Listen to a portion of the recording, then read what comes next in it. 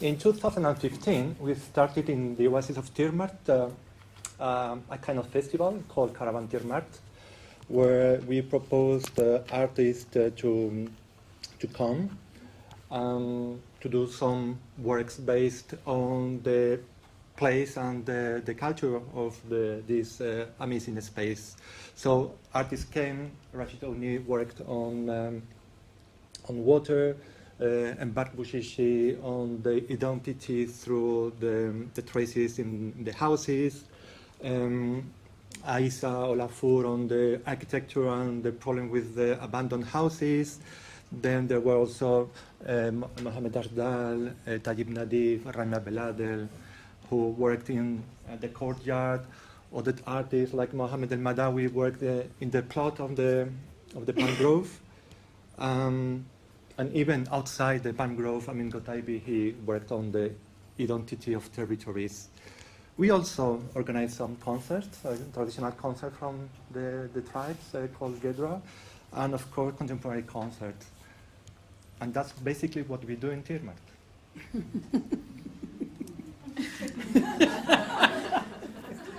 That's basically what people expect from a festival or from a artist residency to do.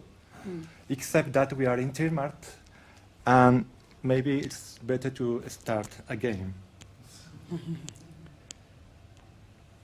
Because you have to know that Tighmert is a small oasis 15 kilometers far from Gelmin, in the Gelmin region, and even if today there is not a lot of material heritage, it was a city that at least from the 9th century was very important.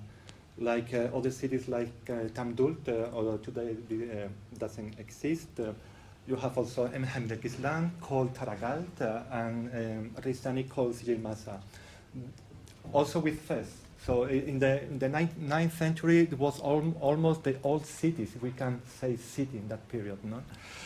They were very, very important because they belonged to a net of caravan routes, connected not just in the case of Tighmert or called Nulanta with countries like Mauritania or like Mali, but in fact it was a trade connecting Europe to Africa. That's the important. And still today you can have traces of that connection. It doesn't matter if Mauritania is 1,000 kilometers far from Tighmert, and that the oases of Chengeti and Guadan were connected. There are also a common history through the slaves. There is a small festival in Tighmert, the slave festival, because the descendants of the slave, they still celebrate the time when they arrive with the caravan that they arrived saved. So they still do that once per year. And there is also the architecture. Near Tighmert, there is a Taragiste that was built in the 11th century with an architecture that made in stone that is very similar to the one you can find in Wadan. In fact, one of the main tribes in the Nun region was a part of the confederation that was formed in the end of the 11th century in this region of Mauritania, given to the dynasty called Almoravids, which is supposed to be the first idea of a state in Morocco, and who are the one who founded Marrakech. So the importance of the small places in Morocco, sometimes they are not well admitted by Moroccans. No? Last month we were, with Younes, with Ahmed Dabar from Tighmert, we went to Mauritania, and we have meetings with researchers, with artists, with culture activists from Nouakchott, but also to Wadan, and probably we are going to work together next year. But let's back to Tighmert, because it's a small oasis, but we have to explain why we started to bring artists there. So in 2014, while the inhabitants of the oasis were isolated for 2 weeks because of the floods, they could watch on internet how the American army sent helicopters to rescue tourists. But nobody came here to ask if they need some help. What happened if there were some people sick or women pregnant? Nobody at all. So they have to organize themselves in order to relocate the families that lost their houses. And that was one of the many groups of young people with Ahmed Dabah, which is a co-founder of Caravane Tighmert. And after that disaster with Bushra Budali, we were talking we need to do something because the people really feel abandoned by the government. And there is like a kind of depression spread over the oasis. So let's do a party, let's do a festival. So let's bring some happiness to the oasis. For the very first moment, we decided not to do a festival for the people, but with the people. And that will change everything, all the approach. So overall concerning one of the main problems Morocco has is the youth. They don't know what to do with them. It doesn't matter if we are talking about big cities, it doesn't matter if we are talking about rural areas. And that's why from the first year we engage conversation with them, of course, with the artists, and to ask ourselves, what can we do for the development of the society? Talking about contemporary art. And that's something also I would like to ask you, what do you do for that? As an artist, as a curator, as art galleries, as organizations? For example, the fair, there is nothing in the program related to that. Are we going to still having most of the population out of the culture? Me, as a Spanish African citizen, I do believe we cannot do like in Europe, because now in Morocco, politicians are talking about what they can do with culture. In fact, there is no culture policy. There is no culture ministry. But there is one, but you know Moroccan people, how it works. And when they are talking about culture as a way to develop the economy of the country, culture as an industry. No, but first of all, it is no way to think about that when there is another problem with there is no artistic education. In many other places, they have huge problem with education. How are we going to talk about industry? Industry is good, but on another level. 3 years ago, the president of the commune of Gelmim, he asked us to come because he said, he was very frankly with us, look, we do nothing for culture. We spend all the money organizing some concerts, which means entertainment, in Gelmim, in summertime. On the other period of the time, we do nothing, and we do nothing outside Gelmim. The problem is that we have money, but we don't know what to do. You don't have money, you know what to do. Can you please work together? Can you please do a project to do artist education or cultural events in the small places? We said yes. We did a project for free, and 3 years later we are still waiting at least for a thanks, because we had no news at all. So, again, in Tighmert, from the beginning we have no funding. Every time we ask for money, it doesn't interest to Moroccan institution, Arabic institution, or European institution. They don't care at all about who the artists are, what they are doing. They have no visibility, like in Marrakech. They are talking about the community. If you think who is really working with community nowadays in Morocco, well, in Tanger, you have Think Tanger, Isham Bouzid is over there, Rabat, Casablanca, you have Luzine, Marrakech, you have Le 18, you have Darbelach, a little bit Picala. Now Eric Van Hoven with his project with artisan and working with the students, very, very interesting. But that's all. What's happening in the rural areas? There is nothing. Well, we are trying to do our best in Tighmert. We already started also with Abdel Jalil and Gilles Soubry, a project in Moulay Bouchta Al-Hamar. But it doesn't matter.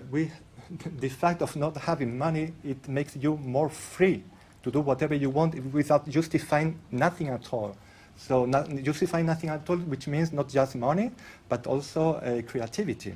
So, and the desert, which is great in the desert, is that when people arrive there, they have an idea of the desert through films and novels, but also they are afraid of the desert, to get lost, to die because of the lack of water.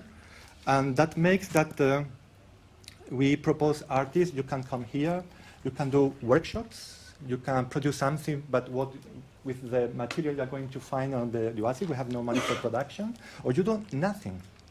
So imagine if you have money from the French Institute or from other institutions, how are you going to say that you did nothing with the money? They are not going to accept that. And when you do workshops, it's not just to entertain the people, it's to learn with them, it's to share with them. When Rashid only did this workshop in 2013, even before Caravane Tighmert, I personally learned a lot about the irrigation system of the oasis and the economical, social, and spatial implications.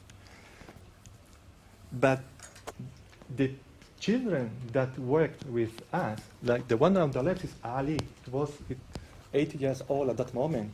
Every year he has been working with artists.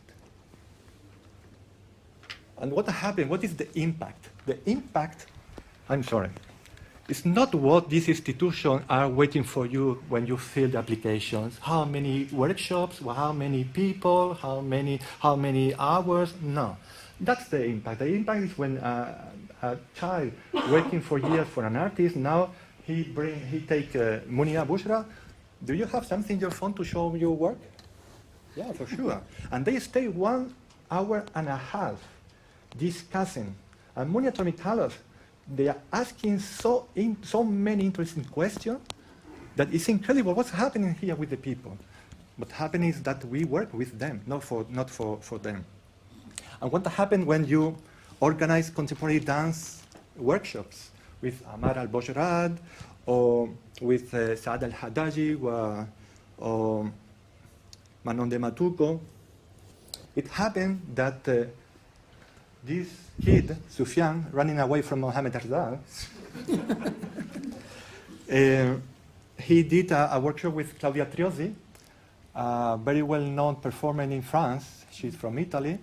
And because he worked with her, he had to leave the oasis because he was sick and he's now living in France. But he said to his mother, Maman, I want to become a dancer. And Claudia helped them to search for a dance school in France. And Sufyan is now telling, Maman, you have to say to Carlos and Ahmed that once I became a great dancer, I'm going to come to the oasis to perform for them. And he's still at the dance school. But it is also a question when you talk with people. Mohamed Shafai, he's starting to work with us, and now he's reinforced his identity, and now the poetry he didn't want to show, now he's showing that to Mario Licrivan. And the same thing as for the musicians. And there is also a sharing. When Shata, she is one of the best Gedra dancers in the Hassaniya culture, and we proposed Miriam Yazuli if she wanted to do something with traditional dances. And she accepted. She accepted, and now, if you are living still in Marrakech next month, she's going to present her new creation, Folkham, in the Biennale. But 1 week before, she's going to present that in New York. So people are talking now.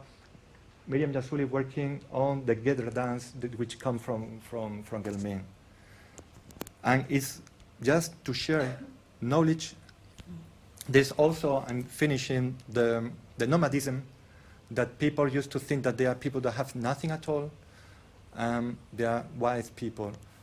It doesn't matter. Sometimes you can see one of the multiple exhibitions of Mohamed Arzal, but also the 18 They can visit and learn about what people like Mbari Bouchis have done from that. Or even myself as an architect, I have learned a lot of things that then we try to provide some solution to the problem nomads have. No? And the last thing also is a lot of people think that they cannot work with people that have nothing to do with contemporary art. But I must say they are wrong. It takes also, you need to make an effort because Gilles Dubry, some artists and Heidi Vogel, filmmaker, they collaborated together when I arrived to Tighmert, and they wanted to work with these women. So imagine this scene. How are you going to address to that women with a 60mm camera, which is a huge one? And they wanted to know that for television, that's for a documentary, no, that's for a sound and visual installation. So how are you going to explain that? So we have 3 or 4 times lunch with them, and they accepted to be recorded. But then we said, look, in 2 months, we are going to have Caravane Tighmert, so you can come. We are going to do a private session. We are going to show why we are here. And they had a very, very interesting conversation, even if they have some problem of communication. When talking about communication, it's not just about the language, but it's about the language some of you, artists, curators, organizers, use with the people that even a lot of people don't understand from the contemporary art. So it is not because you use another language, more not simple, but with other words that they are going to express what you want to do. And they were, they had the obligation to communicate themselves. No?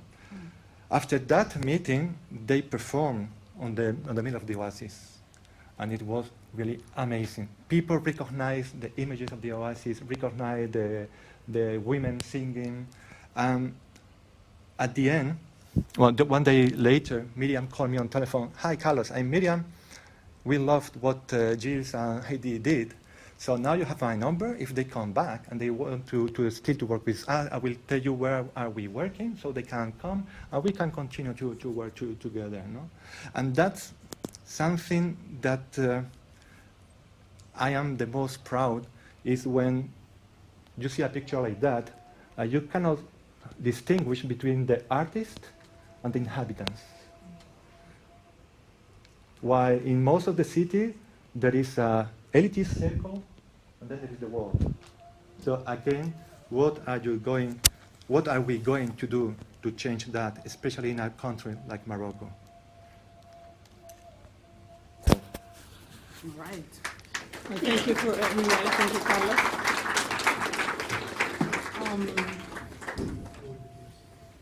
There is a lot